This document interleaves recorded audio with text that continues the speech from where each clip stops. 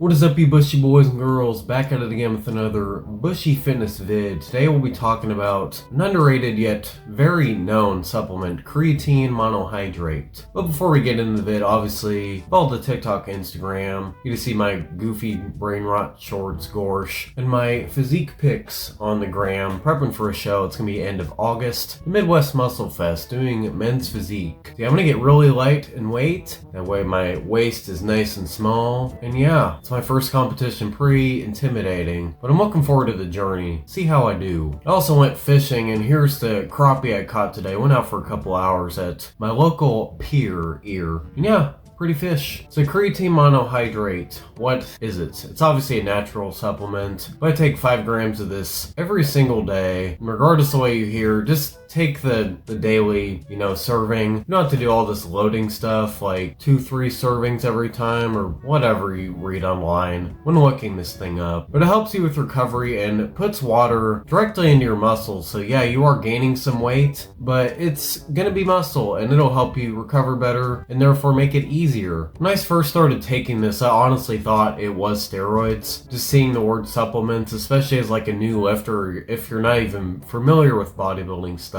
you just assume it's related to those super just ginormous guys on stage doing everything in the kitchen bushy sink. And that is not the case. Creatine is actually found in red meat. But it's not going to be enough to utilize your 5 grams you need every day with the supplement. And you can double scoop too, but really 5 is kind of the sweet spot. The scoop will do the work. Now, I'm no scientist or researcher, but the haters say it'll cause hair loss, it'll give you cramps, cause cancer, whatever. Okay, I don't know about that far. I think that's more of the diet pop route, but that's another debate with the whole aspartame thing. I think that stuff's a-okay. 0-calorie drinks are just fine for you. Whether you just started lifting or you have been for 20 plus years, you definitely should be taking this. It'll just help you overall with your body composition, making you more hydrated, which one of the negatives is you'll have to drink more water. So it'll force you to hydrate, which is good for you anyway. I got like a big 100 serving thing at Walmart or Hy-Vee, wherever I got it. It was like 20 bucks, but it lasts quite a while. You can just put it in your water. Even I put it in my oatmeal sometimes, or any drink. You don't have to do it with just water. It's pretty versatile. Obviously pre-workout too. Watch out what you're getting for those. If you like to lift later in the day, try to get non-stim. That doesn't have caffeine in there, but it'll have the stuff like beta-alanine, which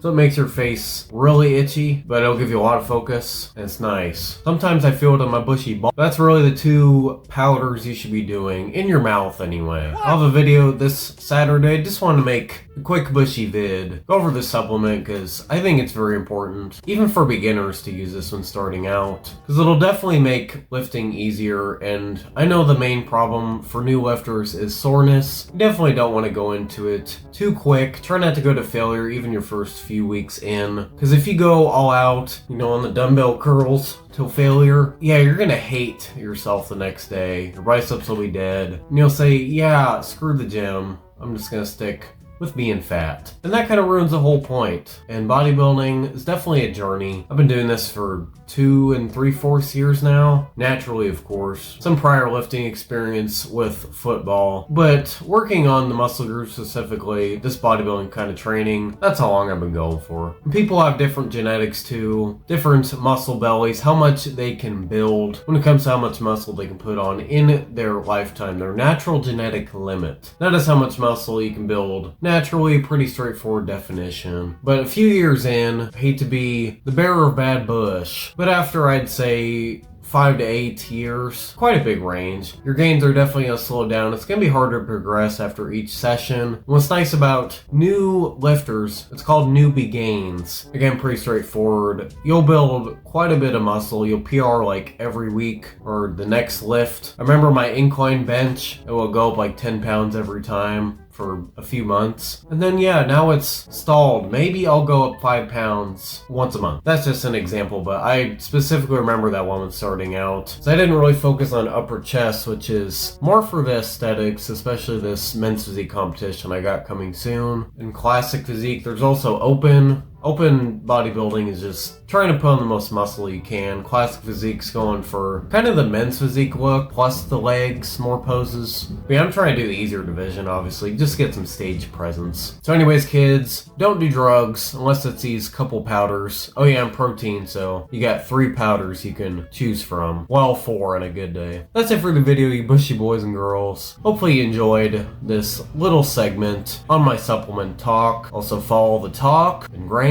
so you know who I am. Anyways, guys, if you like, comment, subscribe. My first show series vid this Saturday. Gonna start. No, I don't think I'm starting to cut yet, actually. But we're gonna get really strict about our calories. If you like, comment, subscribe, and yeah, I'll see you bushes.